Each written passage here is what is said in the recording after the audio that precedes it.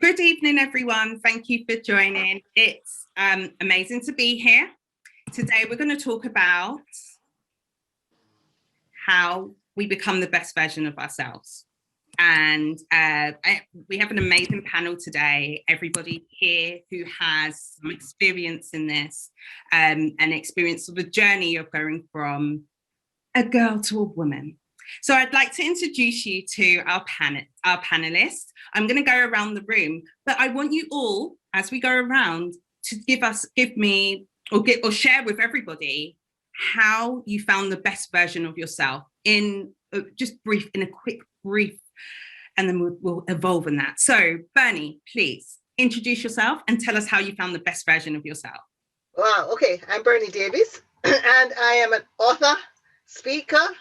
I am a coach, mentor. My background is in law. And to answer that question, it will really answer why is it I'm now coaching and teaching and helping businesses to find the best version of their services. Because what I had to do when I arrived in the UK 37 years ago as a lawyer, and the plans I had to work out, and I had to end up trying to find my own way to create my own job. And then when I moved to Cardiff and I had to run a department in Wales, coming from Jamaica, up north, down to Wales to network and build a department, I learned that the thing that really helped to push me in the marketplace was owning who I was. I was a Black woman with an accent. I was different. I wore bright colors. I laughed too loud. I didn't know to pronounce the names. I didn't know to pronounce the names of the towns. I didn't know that when my staff member rang and said, my train is stuck in Mountain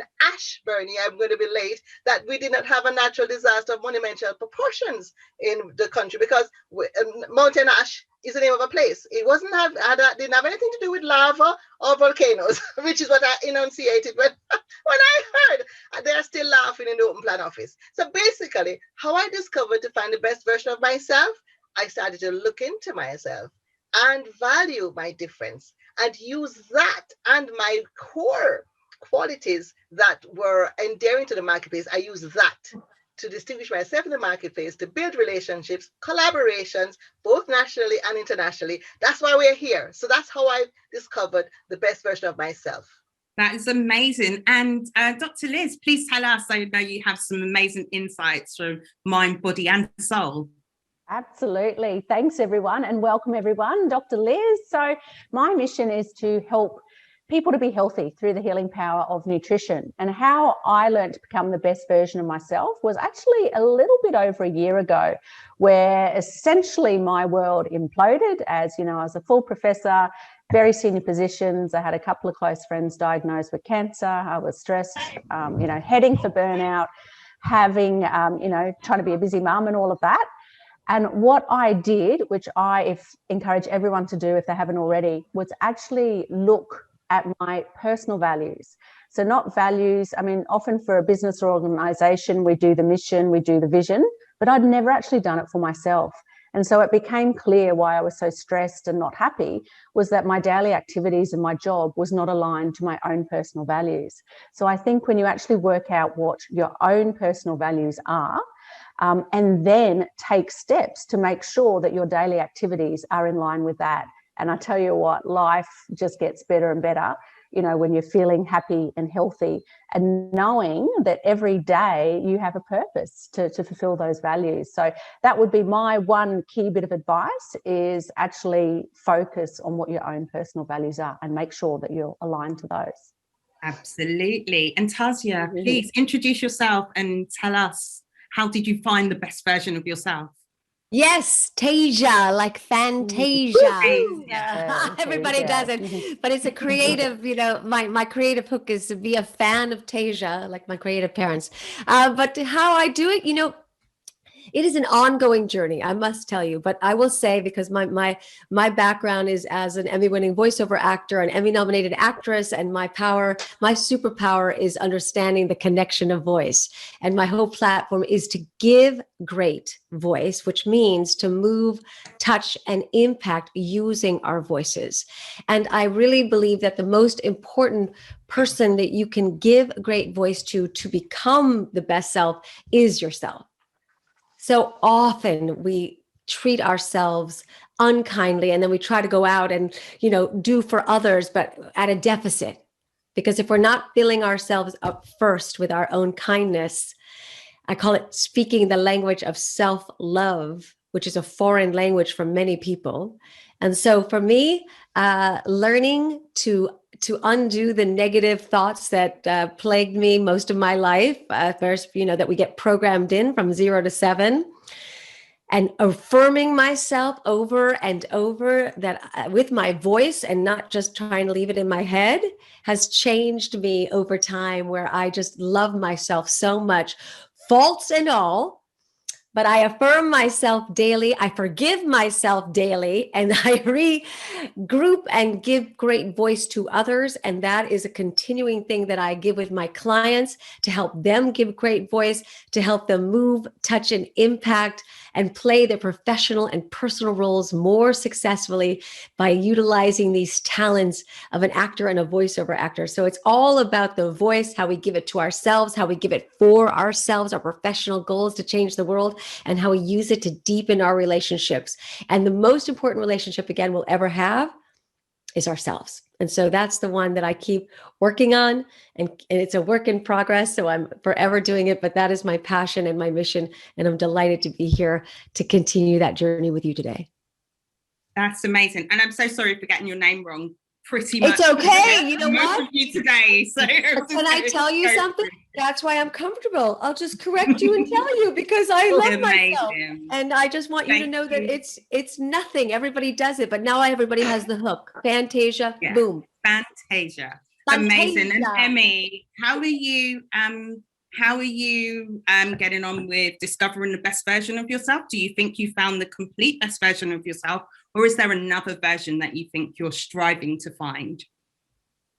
Oh yeah, absolutely. I'm striving to find to be my best self tomorrow and chasing myself, of course. And I just want to comment on Tasia. I remember I had an interview with you and I totally misspelled her name. So it's totally okay.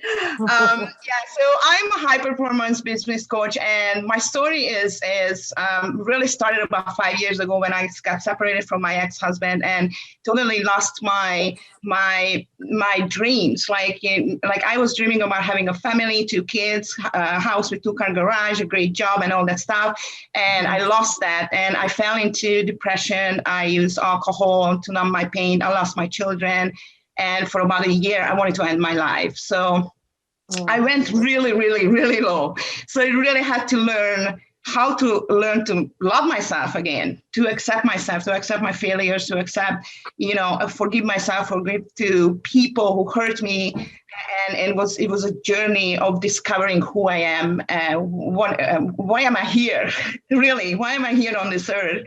And so in that discovery, when you learn to fill your own cup and it gets so full that that really the only thing is left is to give it away, is to share it with others, is to inspire and motivate others to be their best self, is absolutely even more fulfilling, right? So that's my mission, really, is to show people that they're capable, is to let people know that they have. Every one of us has within us magic. Every one of us has the X factor. So I think it's really important to give ourselves love, just like Tasia said, every single day. What I do every day is journal. Every day I journal about what happened yesterday, what I'm doing today, what I'm going to do in the future. And gratefulness, 5 things, name 5 things to be grateful for. We do that every night with my daughter. And so that's what keeps me going and keeps me to be the best version of myself every single day. Amazing. I love that. The journaling's so great. And Sarah, I I've been longing to speak to you for a really long time because you share so many great messages and comments. Thank you. So it's so great to actually see you in almost in person, virtually. It's so beautiful to see your face. In fact, all of you are so beautiful. Thank you. Thank you, my love. How did you find the best version of yourself, Sarah? Okay, so a couple of years ago, my good friend Autumn and I were career women, and we were trying to do it all, just as all career women try to do it all. And then we felt we were stuck in a rut.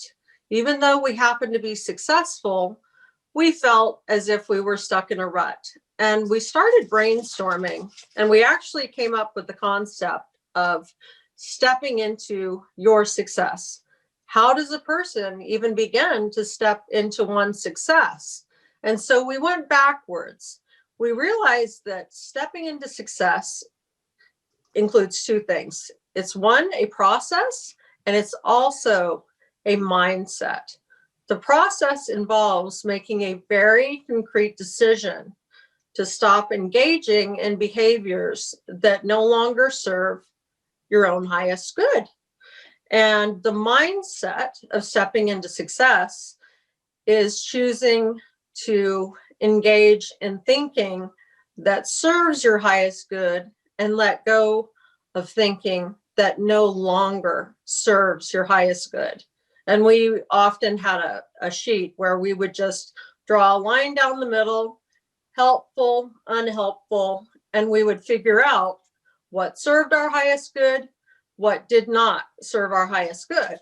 And what we realized is that we were, instead of being haunted by ghosts, we were being haunted by our past.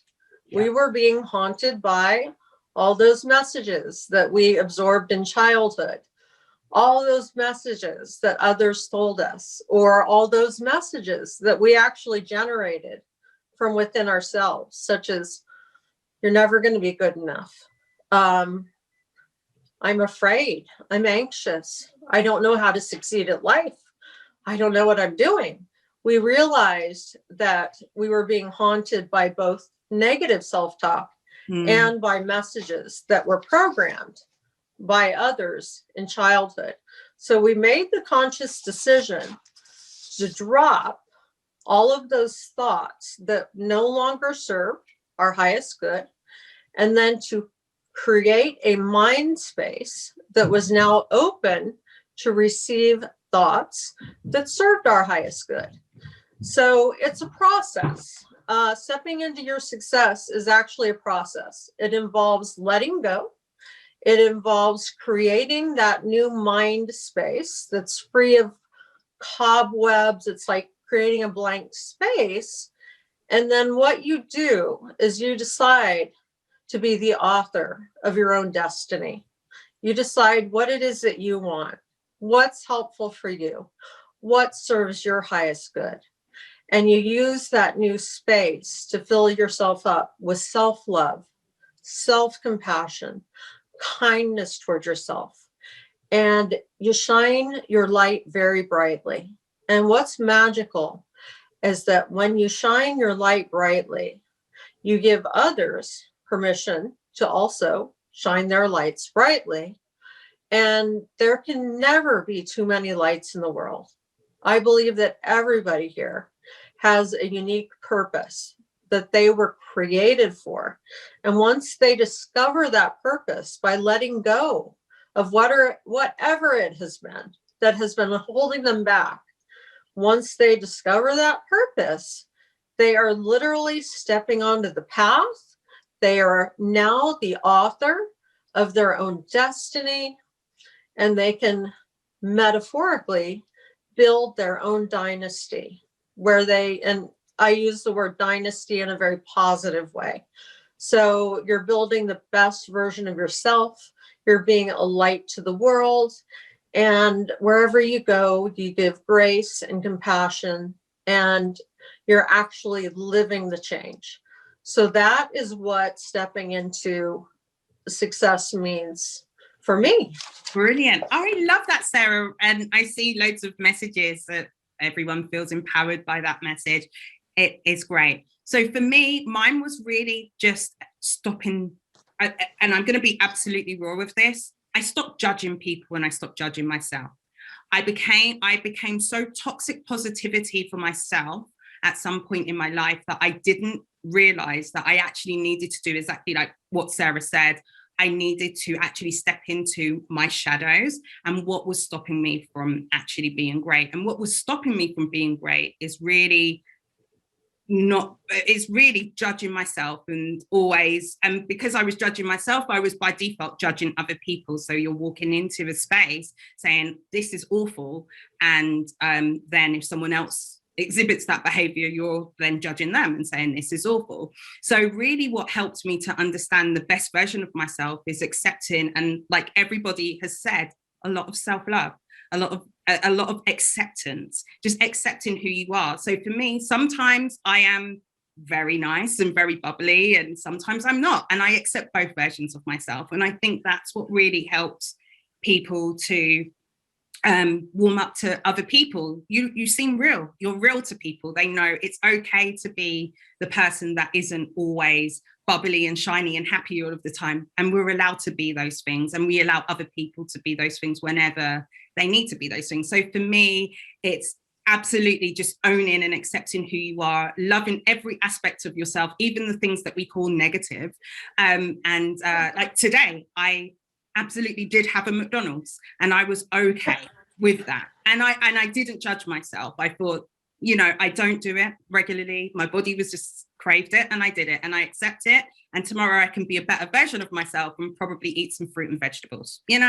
That's just how it is. And so it's absolutely not judging, and knowing that you're in your negative space or your shadows, your gifts are truly there. So for me, accepting that there were some aspects of myself that I didn't like was hindering me from working through that to get to the gifts of, being the person who just shared all of themselves authentically with other people. So that's what I bring into my work as a consultant for companies who are trying to find, I say, harmony or unity in the workplace. So everything from diversity to just how you communicate better with people in the workplace. And I go in and I tell people sometimes it's okay to be a brat at work. It's okay. We all have moments, and it's just accepting that people have moments, and that's fine. So finding the best version of yourself always by default just overflows into other people's lives as well, because you're not walking around judging what everybody else is doing. You are just so focused on you that everybody else is just motivated by that and speaking to you. That is so great, and it's so great to meet you all. So I want to know I want to delve a little bit more into some steps or some hacks that you would give to some of the ladies in our audience. So what are some really interesting steps you would take to find in yourself? So let's go back to our 16-year-old selves. And most of us at 16 didn't know who we were. We had been programmed to be ladylike or whatever it was that we were programmed to be. So if we were speaking to our 16-year-old selves, what would we say would be the first step to take to try and find the best version of yourself? And anyone jump in and answer. I would definitely say, do not be so overly concerned with what people think about you.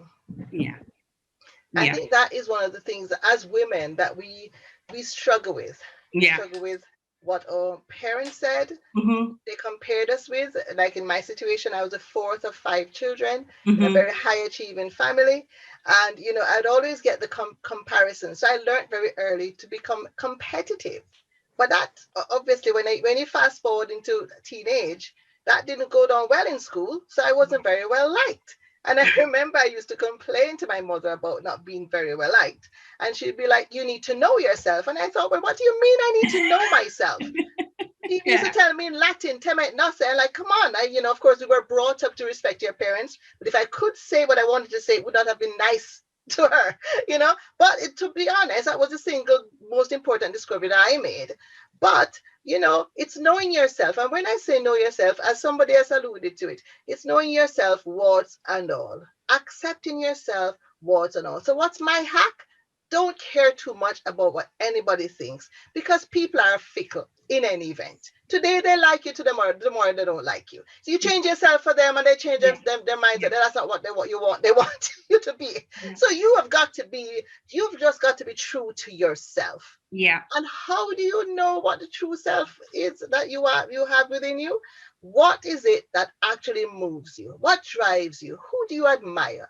Think about the people that you admire and think about the reason you admire them. And I challenge you to not find those qualities in yourself, because what you find is that you are attracted to yourself and your own kind. Yeah. So when you start to look at who are the people that you admire, what are their great qualities, what do people say about you, always keep in touch with that. And respect other people. That's another hack for happiness. Yeah. Respect people. Don't just, be caught up in and be unrepentantly you, but not to the displeasure of others in the sense of hurting them. Yeah. Yes. Yeah. And not engaging with them the way they engage. I see Tasia there. She's like, I know. Saying, yes, come on, Tasia, add to it, Tasia. I can see you saying, go on, come on, girl, come on behind me on that. Here Come it is. Come Here on. it is, my love. Where did you go, Bernie? Come on. Oh, there you are. Okay, Yeah, you go on. So here it is, because you love, again, where we all were at 16 for me, I was on a soap opera, All My Children. I was famous. I was rich for a 16-year-old. And I totally felt like I was nothing inside. On the outside, I was like famous. I was in a movie. I had been all of a sudden thrust in, but the inside, I was never enough. That core issue that always is there if we don't get it when we need it the most, when we're young, when we're children, when we learn about ourselves by how our parents treat each other and how they treat us. And so here I was, and my deepest fears were I was never enough, never thin enough, never pretty enough, never blonde enough, never tall enough, never sexy enough, smart enough. There were so many enoughs that were directly told to me or indirectly told to me. And so many of us could relate to that. Yeah. And so I would say to that 16-year-old, you're enough. You're beautiful and you're special and you're unique. And you must start telling yourself that, to reprogram it till it becomes your language. It becomes so. This is what I want to say, is that so many of us have at that core wound that we're just not enough. And so I just wanted to add that, even on the outside, I self-destructed because of that. I ultimately self-destructed. I lost my job. I did drugs, and then I overate. I was bulimic. I mean, I literally, because at the core, I wasn't enough. So it always comes down, it's like we have 60 to 70,000 thoughts a day downloading unchecked, right? Unchecked, where we don't even realize we're thinking all the time. And those thoughts while we're doing the dishes, while we're driving the car, how many of them are the negative thoughts from the day before and the day before? 80%, they say, and the year before and the year before. So becoming aware of these thoughts and the programs and updating the software to say, is this true? And does this serve me anymore? And if it doesn't, we're not our thoughts. The thoughts happen, but we're not our thoughts. And so this reprogramming comes from this awareness. And then there's a million ways to do it. It's journaling, like Emmy says. But it's saying it out loud, like the affirmation with a power pose, like I like to say, channeling that inner superhero. That's a great way. Power pose for 2 minutes. This is Amy Cuddy's famous TED Talk. Anybody familiar? If you stand in this pose, the Superwoman pose, the Wonder Woman pose, or the V for victory for 2 minutes, you raise your testosterone, which is your power hormone. It tells your brain, I feel good, and it lowers your cortisol.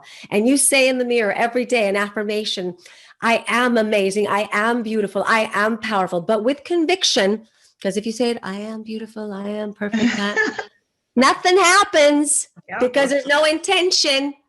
It's got to be this reprograms every day. Every day I wake up and I have this in my mirror. It's in my mirror. Today is an incredible day. Success, prosperity, and abundance in many different forms have naturally found their way into my life today. And I repeat this. I don't just look at it because I know it's not enough to look at it. So I want to just say, you affirm every day, and that rewrites the program. And it may take some time, but I promise you that deep core that we're not enough will start to go away, because we start recognizing that we get to rewrite it. Nobody can do it for us. We can't ask. We can look for that to fill our cup, right? I mean, how many of us have been like, if I was loved enough, if he loved me, right? Can I open the floor up to Jane, because Jane had her hand raised. Jane, please share with us. Wanted to share that I would tell the young version of myself, don't let anyone tell you your dreams are too big or too hard or too far. I'm almost 40 and finally figured out, what I want to be when I grow up. And it took me cutting out toxic people who are my loved ones, which was really hard. This was the hard part. These are the people that tell me they love me and support me and they are my foundation. I had to cut those toxic people out to see and realize the better version of myself. I'm a very loving, giving person, just like all of you guys. And I just kept giving. And even when I was empty, I still gave. I got out of a 9-year relationship 2 years ago. And even the day that I broke up with my ex, I had to say to him, and I love this man wholeheartedly. We just stopped growing together, but I had to tell him wholeheartedly, honey, you are asking for me to borrow from my future self to keep pouring in your cup. That is the only time he realized what he was asking from me was too much. I still love him very much. I wish him well, and I hope he's happy, but we stopped growing together. And I don't want to blame him, but he was one of those reasons that I didn't follow my dreams, because he was so content with life. And I wasn't. I wanted to be bigger, grander, whatnot. So I broke up with him, quit a toxic boss, started my own nonprofit. It's a safe haven for survivors of human trafficking. My passion has always been for volunteering, giving to others. And so I found my passion and I've just been going for it. And it's been a journey. The last 2 years were very difficult and dark, but I had to figure all that out along the way. But the biggest thing I would say to my younger self is, don't let anyone ever tell you your dreams are too big, and and surround yourself with people who are positive and love and support you. And sometimes those people that you love and love you are toxic, and you got to decide where you want them to be in your life. They don't decide, you get to decide what role they play. Thank you. Thank you, Jane. That was awesome. And congratulations as well. That's just such a journey. It sounds, it often looks dark. Finding the best version of yourself often looks dark. And, we're often told to cut out the dark bit because it doesn't look positive. But, that is a vital part of finding who you are, is walking through the dark woods and, doing all of the tricky stuff, and especially finding that circle of people who really will support you, whether or not it looks positive or negative. And like the same as you, Jane, I had to remove quite a lot of people, family members too, to the sidelines. All love, still love them, but I need to have this journey with people who resonate and understand that this is how I find the version of myself. So I love that. Sarah, do you want to share with us? What would you tell your 16-year-old self? I would tell my 16-year-old self, I learned the truth at 17, that love was meant for beauty queens. Anybody hear that song? Does anybody know that song? I know that song. Okay, so that was a joke. Yeah, it's a wonderful song. That was a joke. But to be serious, I would tell my 16-year-old self this. I would say, anytime something bad happens to you, think about the time when maybe you're 90 years old and you're on your deathbed and you're reflecting on your life. Will this upsetting moment mean anything to you?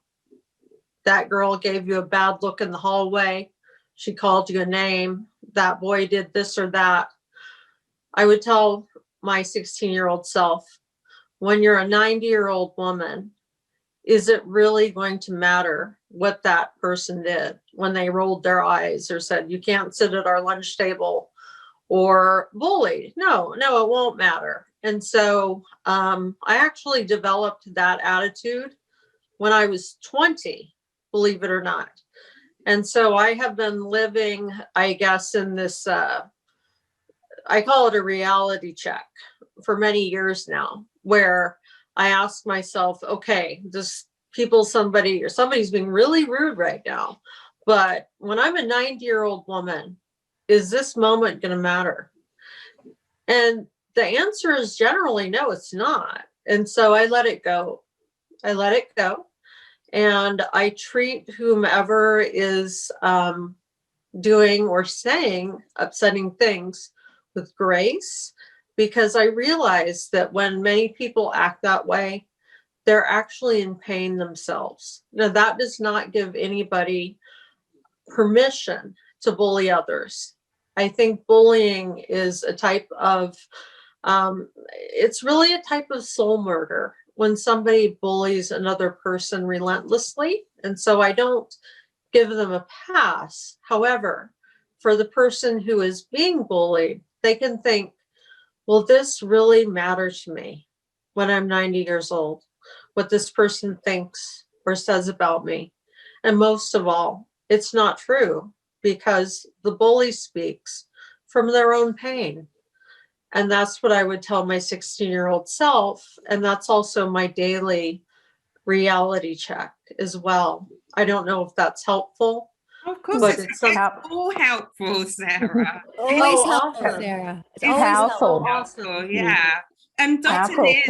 Liz, I would love powerful discussions, and I love them all. And just to add, what I would tell my 16 self, and perhaps share with anyone who's ready to sort of move on that journey now, is, as also being a competitive, wanting to do well, and looking back, I probably had a few perfectionist tendencies as well, which are actually not a good thing. I would tell myself, don't be so afraid to fail or not be the best, and just give everything a go. I think for the longest time growing up, I would focus on those things that I was naturally good at or knew I would be good at. Because I was very scared at not doing well or not being the best. And the problem with that is that's the time when you learn what you like, what you're good at, what you enjoy. And, as Jane shared as well, going through the journey and the darkness, and you've got to work out the path to get there. It's knowing. So my thing would be to my 16-year-old self, and I think it's applicable now as well, is not be afraid to try lots of different things. See what you enjoy, what you don't enjoy, what you're good at, and really, really embrace it. And to know, for me, it's those things that might keep you up at night, like a problem that really drives you nuts or frustrates you, or you feel very passionate about. I would then look into that a bit more, because there's often something there, and you may want to, try and actually help solve the problem. But if there's something you just can't let go, it drives you nuts, it's really frustrating to you, then look at that. But yeah, not be afraid to fail and give it all a go, because that's life, isn't it? It's it's a playground, and we should be enjoying it as opposed to being scared of not being the best or one of the best. And failing is always where you learn to win. So exactly. It's how you learn to win from failing. So it makes sense. That's wonderful. And Emmy, what would you tell your 16-year-old self? Thank you so much for letting me share. And you guys are amazing. Like, I have nothing to give to this, because you covered all the bases. But if I look back, like, I really had a tough childhood, because my parents were alcoholic, and there was a lot of violence and everything going on. So I was already getting into drugs and everything like that, because I was really smart, but I wasn't fitting in with anyone. Like, I was really, I don't know, how should I say? I was blunt. People didn't like that I'm beautiful. People didn't like that I'm smart. I'm good at sports. So I kind of stand out, and people didn't want to hang out with me. And so in order for me to fit in, I had to lower my levels. So I had to kind of act stupid. But I chose to kind of lower my expectations of myself, right? So I would just tell myself to keep going after your dream. So, because I went down that road and I kind of got into like, okay, I'm just going to accept this is how life is. You're going to get married, you're going to have kids, and you're going to do all the things that other people do. And now that I'm out of it and see how much I'm capable of doing on my own, I would just tell myself to trust yourself, and you're going to be okay, and find the people, like-minded people that are striving to be better in this world and trying to inspire people. So, yeah.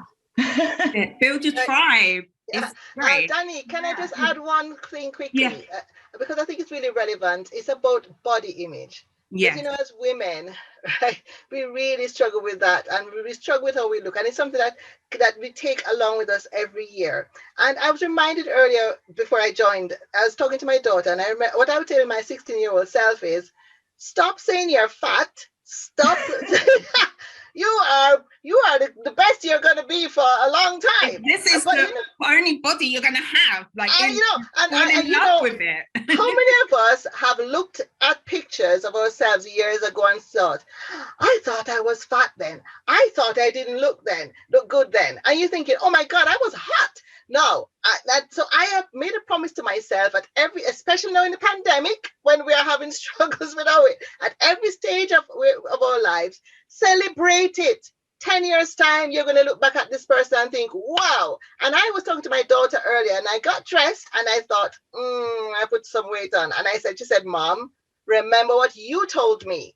She said, you look gorgeous. 10 years time, you're not going to look like this, Mom. Celebrate where you are. And ladies, as boss ladies, let's just get this body image thing out of the way. Let's celebrate where we are.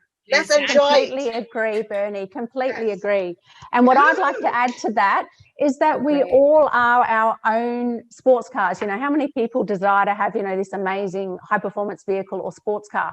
We've already got it. It's us. And, as I think it was Danny who shared, we've got the one body for life. So we've already got our high performance vehicle, our sports car. Let's celebrate it and celebrate what it can do. I agree. And another thought, when I think of, beautiful, powerful, confident women, I think of this gorgeous lady that I met in the US, just passing by in the toilets, didn't know her from anything.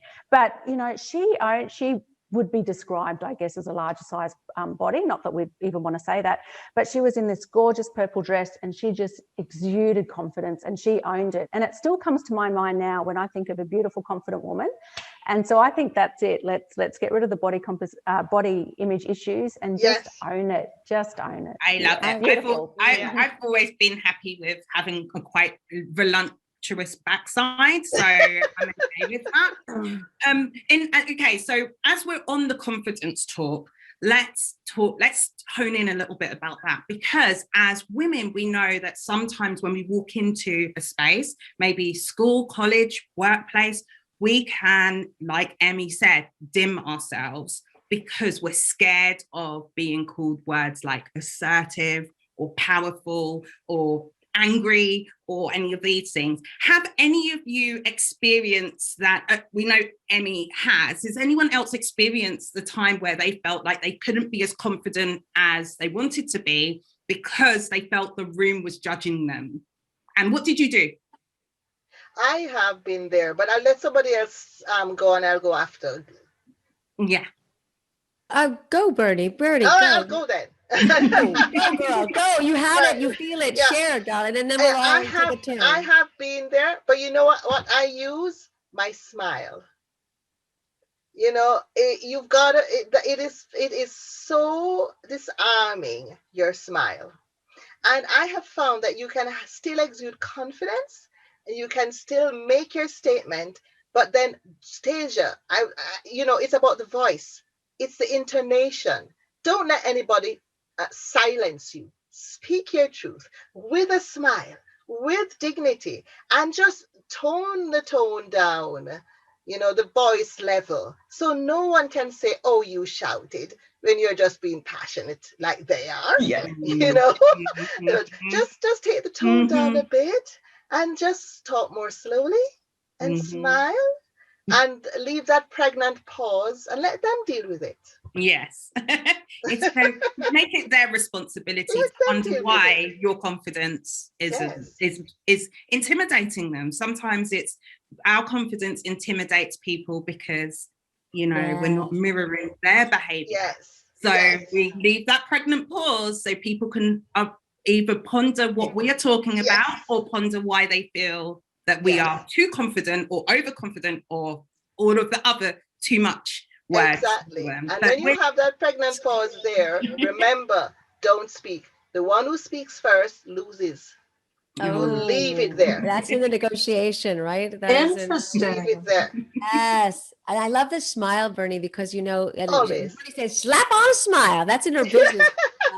I'm so, I posted about this week about a smile does not only raises our our dopamine and our oxytocin, it makes us literally feel better.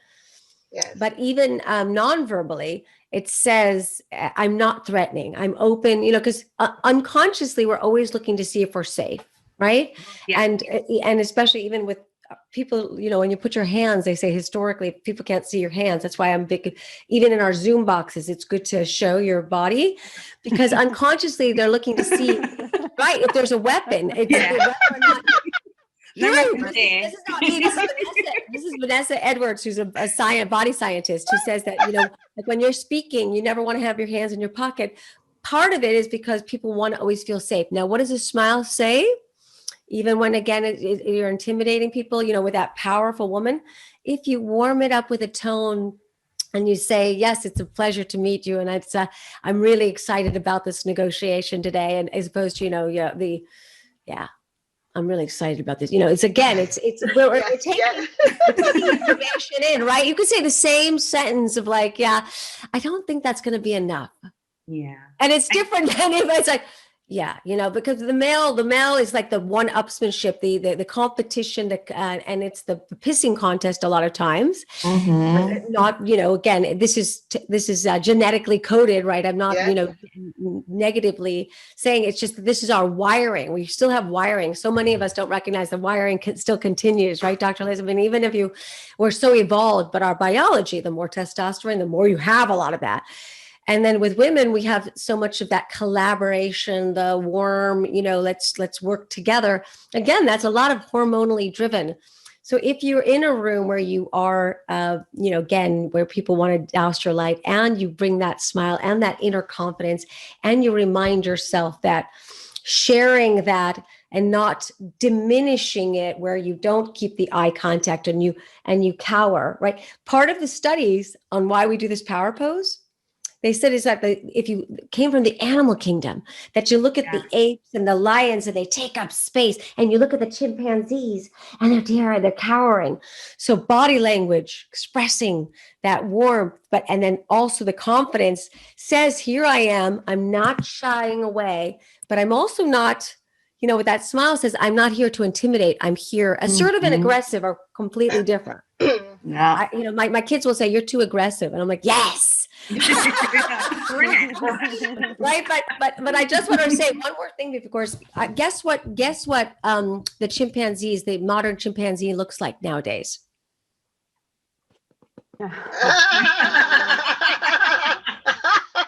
Okay, so guess what we're doing when we're in this position? We're raising cortisol levels. Yes, and we're lowering testosterone. So please, my loves, take up space. Take a breath, put the phone down, and remind yourself that it's not only a bowling ball that's pulling your neck out, because it's also another thing.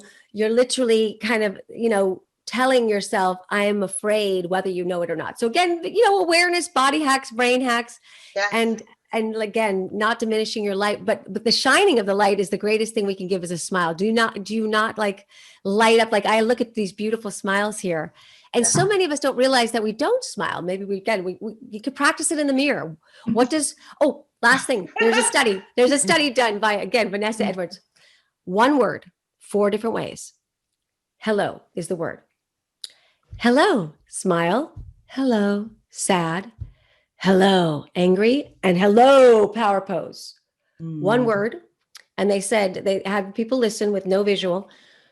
Who's the most likable? 70% of people said that this person with the smile was more likable. So I would encourage you, not only are you feeling good, you're giving warmth, you're perceived as more likable, which equals more trustworthy. And who do people want to work with? People they trust. Correct. So that's your answering machine, your outgoing voicemail. I always tell my clients, the one that you made 6 years ago and you've never listened to, or the one that you never made because you've reached 323-596. Go back and gosh, I gotta look at my phone now. Redo it. You gotta make a warm message, professional message. What is your outgoing voicemail? And practice how to give great voice to recognize warm, professional, authentic, trustworthy. Whatever role you want to rock, that's a great place to start becoming aware. Yeah. Amazing. So I'm just looking at the time. So what I really want to ask everybody, and I think this will help everyone in the audience, is about the book that changed their lives. And we're going to talk about Bernie's book. But before we get there, we want to talk about another book that helped to change your lives and get you back on your path towards self-discovery, self-mastery, self-governance, all the self stuff, self-love. So let's go around the room and talk about a book that helps us with that. So Sarah, do you want to start? Oh, sure. It might be a surprising book. It's called The Millionaire Mind Set. It was written, I believe, in the year 2000. I was in the field of information technology at the time, and it was about the mindset that people who are millionaires live. They have an actual mindset that is different than the rest of the population. They don't put limitations on themselves. The biggest takeaway from that book was not necessarily about money. It was about the fact that people who are millionaires have one thing that is different from the rest of the population. One person might say, hey, I want a Lexus. And they say, oh, I can't afford it. But somebody with a millionaire mindset says, okay, how can I afford it? And then they start creatively thinking to see how they can afford what it is they want, how they can achieve their dream. Instead of saying, I can't do that, they say, I can do that. Now let's find out how to do so. That was the biggest takeaway, was do not put mental limitations on yourself. If you have any kind of dream, you ask yourself, how can I do it? You don't shut it down. You say, how can I do it? And then you actually do it. And that is what actually causes people to become very successful in life. And this has also been shown in research studies. So that is one book that changed my life. And it was more about the mindset that I was interested in more than the money. I wanted to know how these people thought, because they seemed to be successful in all areas of their lives. And so they were living in a different frame of mind than most people, where they simply were not putting limitations on themselves. And their mantra was, how can I do it? How can I do it? How can I change the world? It wasn't, I can't change the world. It's like, I can change the world. Now, how can I do that? And so that allowed me to open up my mind to say, okay, I've always wanted to change the world. Now, how can I do it? And it's always come from a positive standpoint. When I was younger, even as a child, I knew my purpose. I knew that I was here to shine a light. Even when I was 4, I knew that I was here to shine a light into the world and to be of service to others. And so that book really helped me figure out how to be of service to others and build that out. Brilliant. Thank you, Sarah. That and we'll share the books with everybody who's so if you want to type the title of the book in the chat, that would be fantastic as well. Sure. Emmy, tell us the book that not changed your life but helped you on your journey. Okay, so there's two things I want to mention because my life has changed when I watched the movie The Secret. So yeah, when I watched that movie, I think I watched it like at least 100 times. And I said, if these people can do it, and it really is just that's how much it takes, is to just change my mindset and figure the way out how I can do it. That's when I started reading books and everything like that. Yeah. So for me, it was more like a movie. And then after that, the book that really changed the way I think and changed the way I do business is Think and Grow Rich by Napoleon Hill. And I'm sure you guys are really familiar with that book. I read it on a monthly basis, and every chapter is so deep, and every time I read it, there's something else stands out of it. So that's something that I really, I hold with myself, and I read in it like every single week. So yeah. Brilliant. And Dr. Liz, please tell us what the... Yeah, so I'm going to change tact a little bit, but I really like Ferris's work. I think that appeals to me. He became first well known for the 4-hour work week. And I think why I like that is I'm naturally someone who wants to do everything. And the downside of that is I can spread myself too thinly very easily. So Tim talks about systemizing things, a lot of outsourcing, using specialists for areas that you might not enjoy or you're weaker in. And for me, that was a game changer, as opposed to trying to master everything and do everything and burn out. Knowing to systemize things, do the stuff that I really love and really lights me up, and then outsource or collaborate with other amazing people to do things that shines for them. So I love anything by Tim Ferriss. And I just wanted to reinforce the power of the smile. Yes, we know it's great for all those feel-good things and, engaging, but, I have to always wear my health hat. It's also good for our health and our immune system, just a simple act of smiling. So another reason for us to smile. Always smiling. Thank you so much.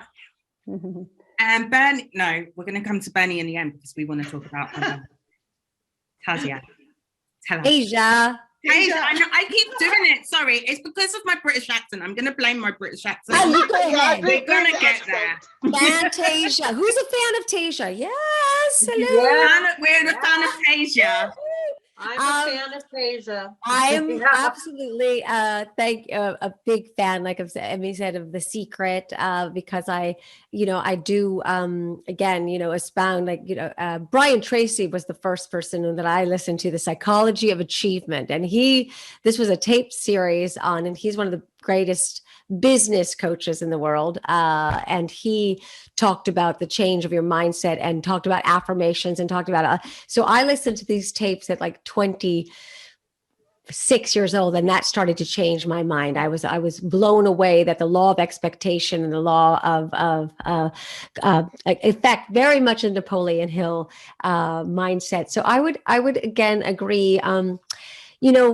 There's so many, but because I'll give a different one. Carmine Gallo is a communications expert, and he has wonderful books because it's, again, how not just the words we say, but how we say them. And he's written a book called Talk Like TED. So if you ever wanted to do a TED Talk, the Storyteller's Secret.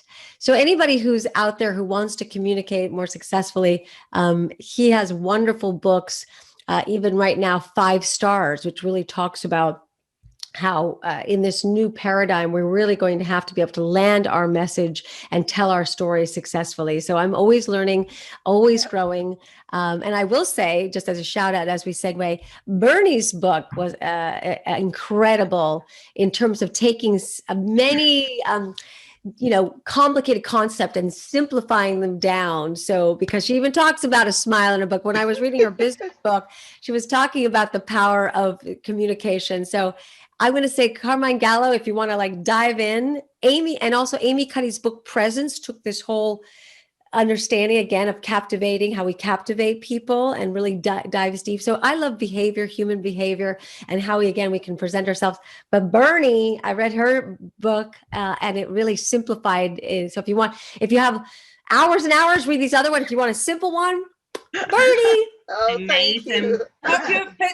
Put the title. I will. I'll put the other one.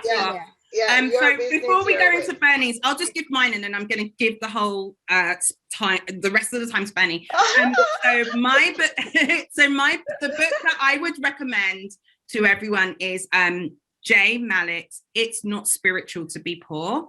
I read that book recently, and I'm actually going to have him coach me because I just find him amazing. And he talks about the masculine and the feminine energy and how they work in unison and unity and how that works. And he talks about the journey from exactly what we're saying, from going from someone who doesn't recognize their power to someone who really, really, really recognizes it and uses it and almost transforms it or transmutes it into some form of alchemy. So I would go with that book if it's something that you want to think about for your life and in business or the workplace as well. So that's one for me. So Bernie, tell us about your book, because I'm not going to ask you for a recommendation because your book is the recommendation.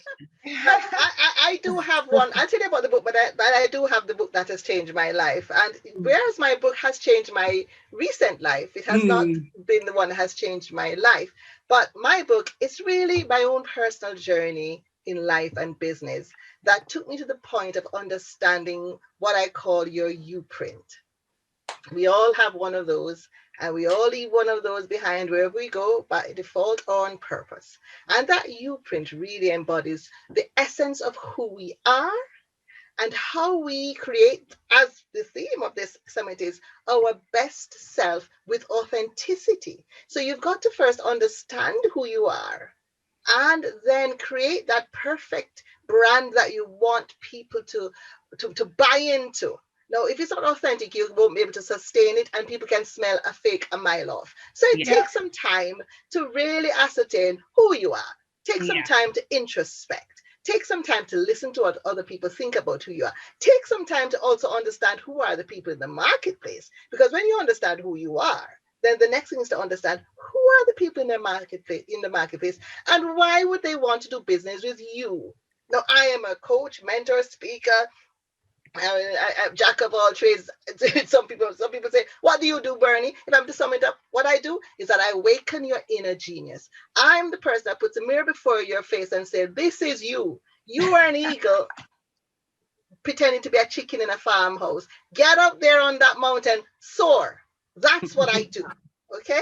And that's what you will find in this book, practical tools, exercises, tips, and just really sharing my own heart and experience in business. But what is the book that's changed my life? Yeah. It's not going to be trendy, but it's the Bible. Told you about authenticity. I am authentic me. You're I right. would You're not right. be who I am without the Bible. I should have said that. That Bible taught me I am fearfully and wonderfully made. So chuck body image problems. I am beautiful. Okay? The same Bible told me I can do all things. So I'm not going to have lack of confidence. And if there's lack of confidence isn't right, so I'm going to get up. And that same Bible says, you shall have what you say. So my affirmations, all of what you're saying, that's all in the Bible. Yeah. I am going to have I'm going to capture every thought. It says, capture every thought, negative thought, and you are going to turn that around and make it be a positive declaration of your life. That Bible also tells me that the righteous falls 7 times and rises again. So guess what? Embrace your mistakes. It's all right. You're among the righteous. Listen. I love it. Amazing. A lot of people use the Bible wrongly. That's the most misused and misquoted and abused Bible. But if you really look into it, you'll see that all the principles that great scholars have pulled together and written in their books, they actually find their root in that book, the Bible. So that's what I've got to share. Oh, thank you so much. So we're going to wrap up now because we ran a little bit over, but it's fine. But we wanted to, because Sarah shared with us earlier that it's Galentine's. We don't really celebrate that, but it will be a thing. So thank you for sharing your Galentine's with us. It has been amazing, and I've really enjoyed meeting some amazing new people. It's been a great talk, and I hope you've all taken something from it. We will share a recording for this, so don't worry for anyone who missed some or most of it. We will share the recording. Are there any last words from anyone? Shall we take a picture real quick? Yes. Oh, yes. Get all your cameras on. Okay. Okay. All right, ready? Yeah. Whoever wants to turn the camera on, I'm gonna ready and got it. Thank you. I just want to say, listen, go out into the world and love yourselves. This is Woo! core of everything, and really love yourself, warts and all. We're Yes. all perfectly imperfect.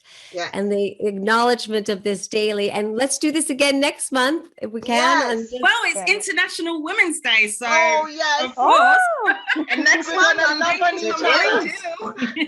yeah. It is. Thank And you thank so you much, all everyone, for taking for the sharing time. your time with us. It's been great. Happy Valentine's Day as well. We're celebrating wherever you are. I'm drinking wine because it is 9 p.m. in the UK, not because for any other reason. No. Cheers to you all. Cheers to you Cheers. all. Bye. Thank Have you, an beautiful amazing day. women. I Bye. really Thank Bye, appreciate it everyone. Thanks for all. coming. Bye.